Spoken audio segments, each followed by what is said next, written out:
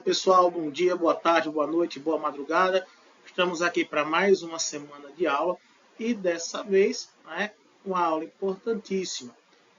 Antes de começar, queria pedir para vocês se inscreverem no nosso canal, dar uma olhadinha nos outros vídeos, tem conteúdo bastante importante para quem vai fazer concurso público, não só com atualidades, como também para geografia da Paraíba, certo?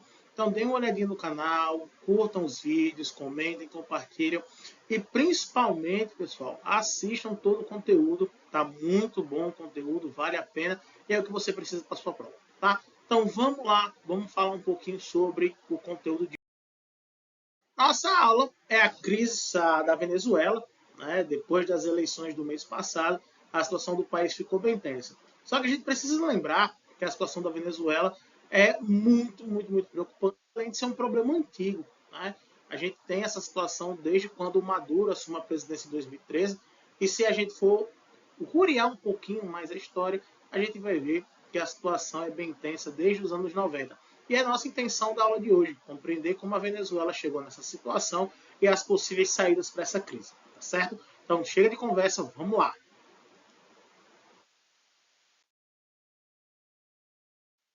Aqui, para começar a nossa aula, alguns dados importantes. Né? A capital da Venezuela é Caracas. A população em 2015 era de 31 milhões de habitantes, aproximadamente. Né? Um PIB razoável, tá? 371,3 bilhões de dólares. Renda per capita de 11 mil, né, dólares aproximadamente. Expectativa de vida em 2014, que era 74 anos. E o IDH, pessoal, eu fiz questão de pegar o de 2022. Você vai ver que a gente tem dados de 2013 a 2015, mas o IDH eu peguei 2022 para ressaltar algo importante. A crise econômica que a Venezuela passou fez com que o IDH, desse uma queda e aí para 6,99, já foi de 0,700 e um pouquinho. Tá? Então é entender que a Venezuela passa por um momento bem difícil, né, apesar de já estar dando alguns sinais de melhora.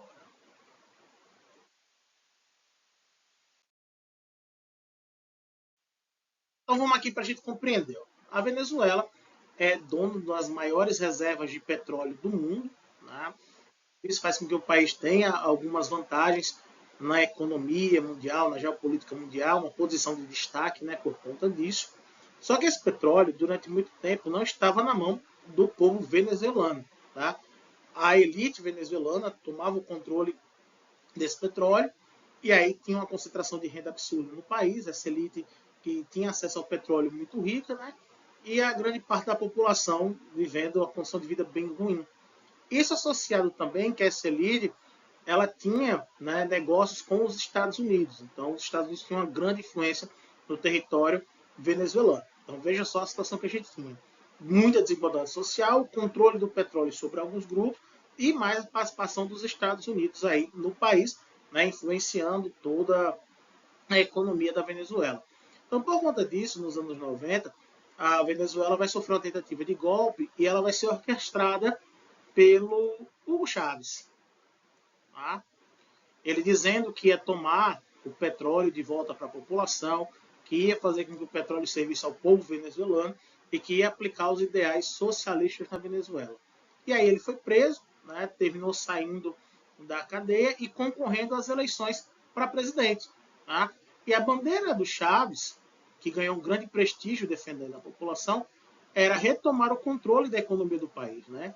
Que o petróleo serviria ao povo venezuelano e que as desigualdades iam ser reduzidas a partir do momento que isso acontecesse. Moral da história, ele ganhou um grande apoio popular e em 98 conseguiu se eleger presidente da Venezuela.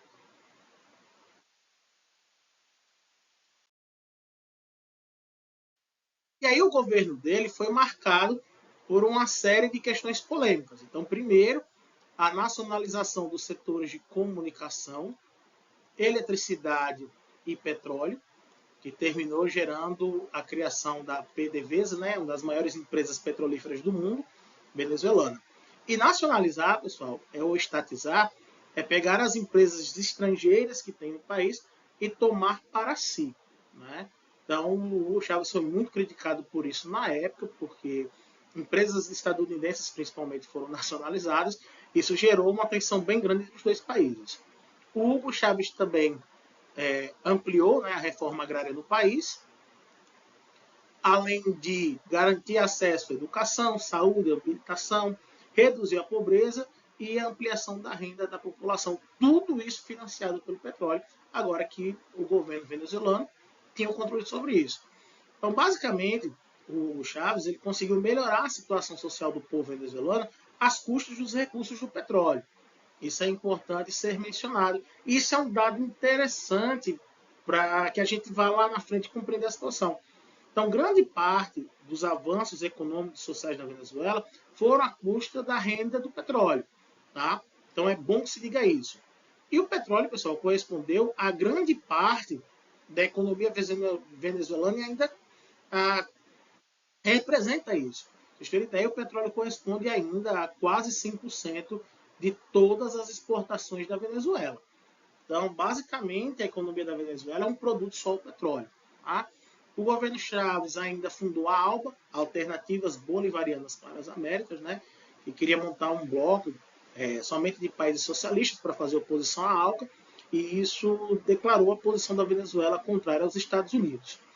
Então, apesar de todos esses benefícios, o governo do Chávez ele era extremamente autoritário, ele criou uma série de leis para concentrar o poder nas mãos e que favorecessem a sua perpetuação no poder. Tá? Então, apesar desses benefícios sociais, o governo Chávez foi marcado por grande autoritarismo. Isso é importante que seja dito. Tanto que ele conseguiu 4 mandatos aí, se eleger para presidente, que não é muito comum nos países onde a gente tem uma democracia mais fortalecida. É um governo extremamente autoritário, mas que, por conta dos avanços sociais, conseguiu aí um grande apoio popular.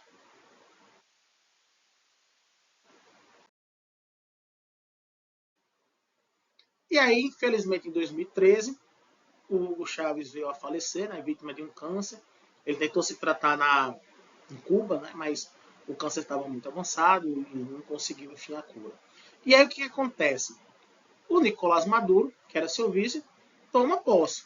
E aí se tinha esperança dele continuar esse legado de benefícios sociais conseguido pelo Chávez. E o Maduro então veio com essa missão, continuar o chavismo e manter aí, né, o desenvolvimento da Venezuela, principalmente o desenvolvimento social. Era a esperança. Só que quando o Maduro toma posse, o governo dele vem acompanhado de um problema seríssimo. Tá? Uma crise mundial no preço do barril do petróleo. Então é preciso lembrar que durante muito tempo do governo Chávez, o preço do barril estava em alta. Quando ele morre, o Maduro toma posse, o petróleo vai passar por uma crise muito grande no preço do barril. Tá? Na época do Chávez, o barril de petróleo chegou a alcançar a alta de 120 dólares o barril. E na época do Maduro, né, principalmente no começo do governo Maduro, o preço do barril chegou a 37 dólares. Então, de 120 para 37, a gente tem uma queda aí muito grande. E com isso, a Venezuela, obviamente, vai diminuir a arrecadação e ela vai entrar em crise econômica. Tá? Então, o início da crise na Venezuela.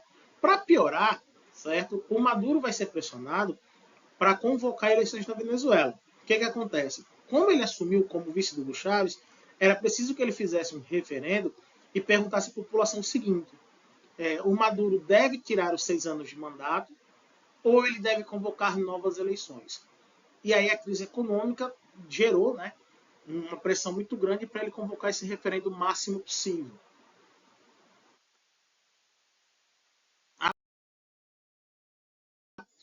E aqui, pessoal, um pouquinho da crise. A partir do momento que o petróleo teve essa queda de preço, a Venezuela reduziu a arrecadação. Então, a primeira coisa que o governo vai fazer para tentar equilibrar as contas é cortar, né, os investimentos sociais. Então, obviamente, a população mais pobre vai sentir os impactos disso.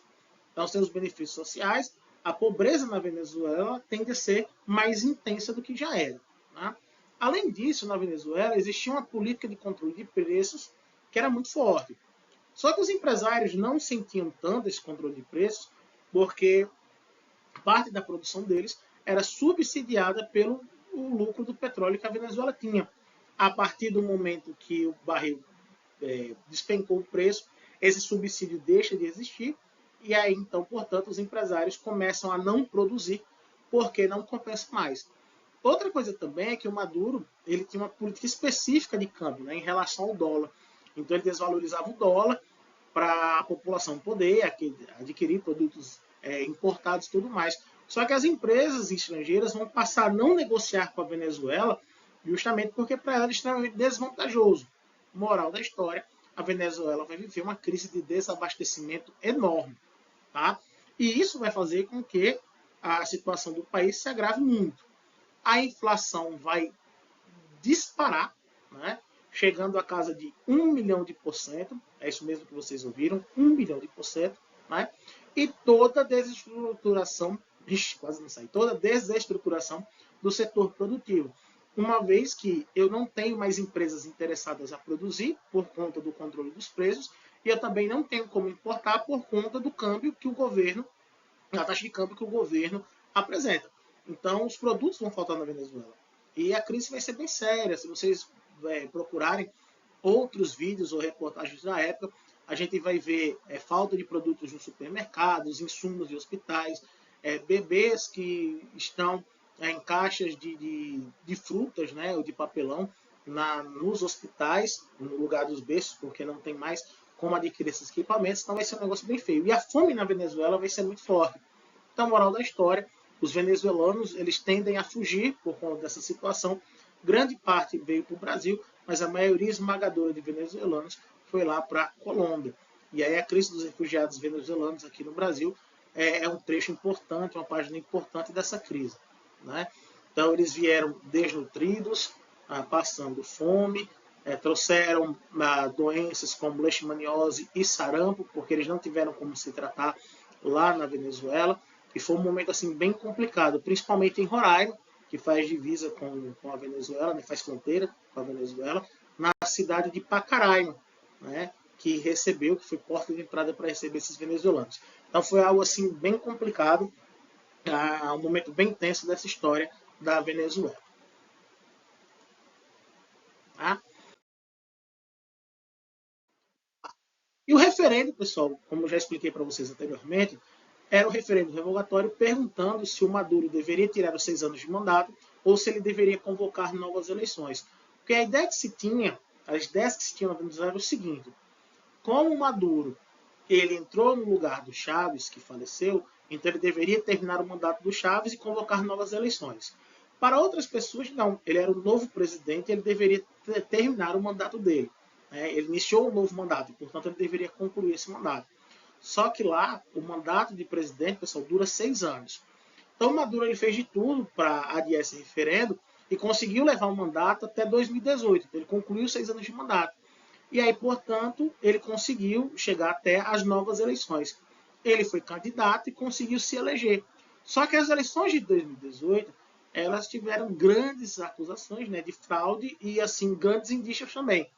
Então, as eleições foram fraudadas, assim como a suspeita, né, dessas eleições agora recentemente realizadas. Né?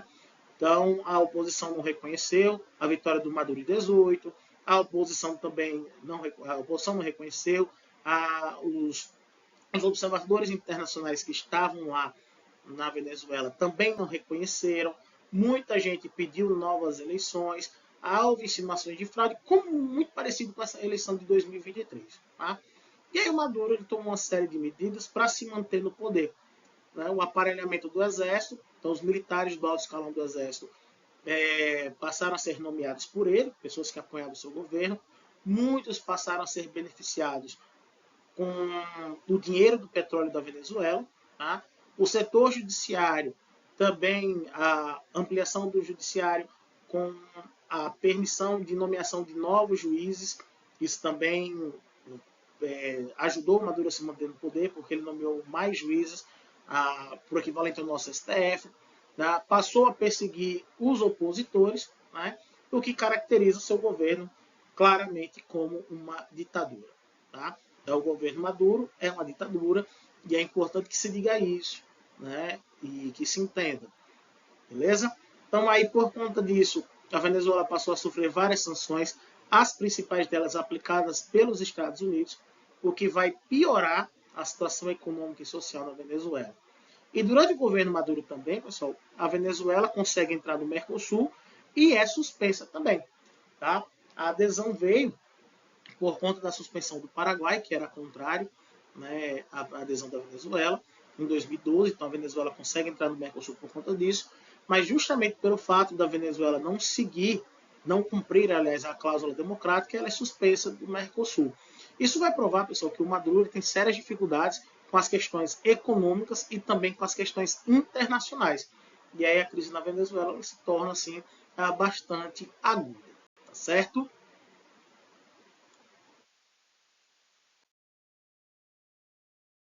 E aí é que lembrar disso também, né? Por conta das eleições e os indícios de fraude, no ano seguinte, em 2019, né, o Juan Guaidó, que era presidente da Assembleia Nacional da Venezuela, ele se declara presidente interino e é reconhecido pelos Estados Unidos, que na época tinha como presidente o Donald Trump, e o Brasil aqui, que na época tinha como presidente o Jair Bolsonaro. E esse reconhecimento e essa busca de tentar tirar o Maduro do poder, o Guaidó faz isso, né, se declarando presidente interino, na tentativa de buscar apoio internacional para a causa venezuelana. Né? E o Guaidó, apesar de ter sido reconhecido por Brasil e Estados Unidos, ele não consegue esse apoio, né? É tanto que ele não consegue, apesar do destaque inicial para essa declaração do presidente interino, ele não consegue fazer uma oposição mais forte ao Maduro. Né? Infelizmente, ele não teve forças, nem só ele como oposição, para combater a ditadura do Maduro na Venezuela. Tá? E aí a gente chega nas eleições desse ano. O Conselho Nacional Eleitoral da Venezuela, né, anunciou na madrugada que o Maduro foi reeleito com 51% dos votos, aproximadamente. Lembrando que o Conselho Nacional Eleitoral da Venezuela também está aparelhado, né, por pessoas de confiança lá do Nicolás Maduro. A contagem de votos foi logo contestada pela oposição por o seguinte: na Venezuela, as eleições são feitas com uma espécie de urna eletrônica. Tá? Então, quando termina a votação, assim como aqui no Brasil, se imprime o boletim de urna e fixa na porta dos colégios. E esses boletins eles são juntados para formar as atas eleitorais. E a oposição conseguiu juntar grande parte dessas atas. E pelos boletins de urna, a oposição venceu a eleição na figura do Edmundo Gonzalez. Tá? Então, dessa vez, tem provas de que houve fraude às eleições. E isso tem sido um problema para o Maduro. Tá? Assim como a oposição não reconheceu a vitória do Maduro, os líderes internacionais, os observadores que estavam lá na Venezuela, também não acataram o resultado e pediram mais transparência, que houvesse divulgação dessas atas. Né? Outra coisa que vai chamar a atenção nessas eleições é que as fronteiras do país foram fechadas, então ninguém entrava e ninguém saía da Venezuela, e o voto em trânsito, que é aquele que pessoas que estão fora do país e querem votar, ele também foi dificultado ao máximo. Então, os venezuelanos que estão fora da Venezuela procuravam as embaixadas da Venezuela, nos países que eles estão, e não conseguiram votar. Às vezes a embaixada estava fechada, muita burocracia, ou então as pessoas se aglomeravam nas filas e não conseguiam votar por algum problema e por aí vai. E, novamente, pessoas ligadas à oposição foram presas. Então, essas características, pessoal, é que tornam o governo Maduro uma ditadura. Tá? É importante pensar nesse ponto.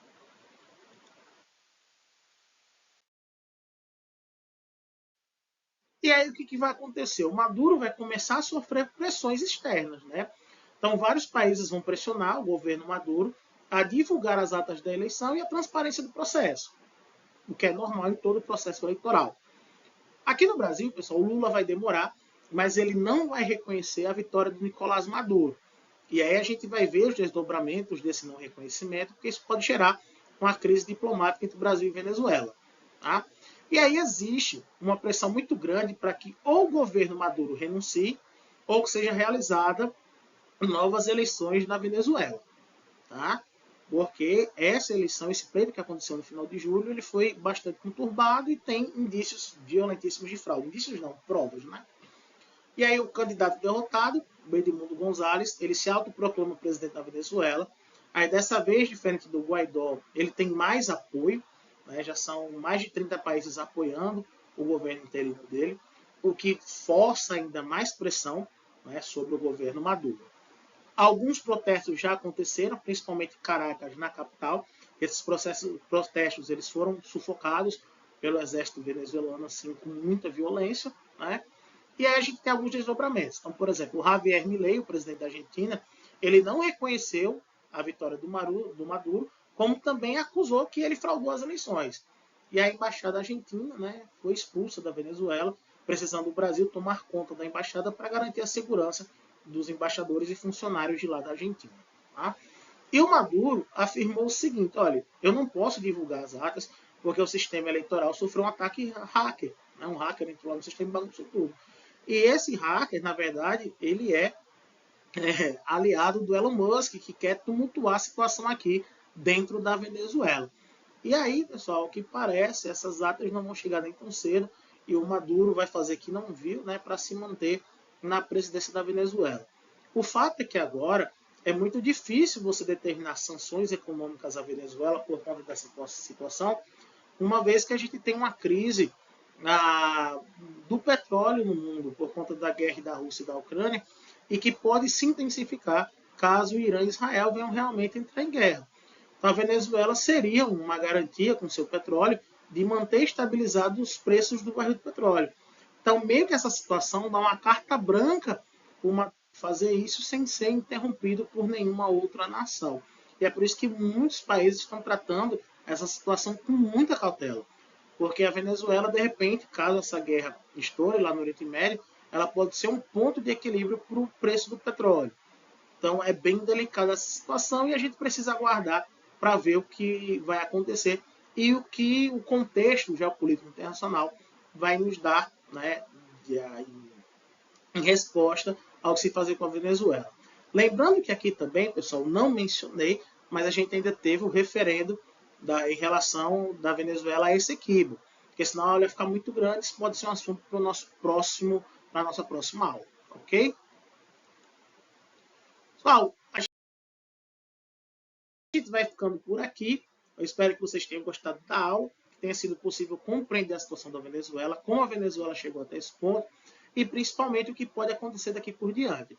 Então, compartilhe essa aula com as pessoas para que mais gente tenha acesso ao conteúdo e que possa estudar para o seu concurso aí de forma bem tranquila, beleza? Um abraço para todo mundo, uma boa semana e até o nosso próximo encontro. Valeu, gente!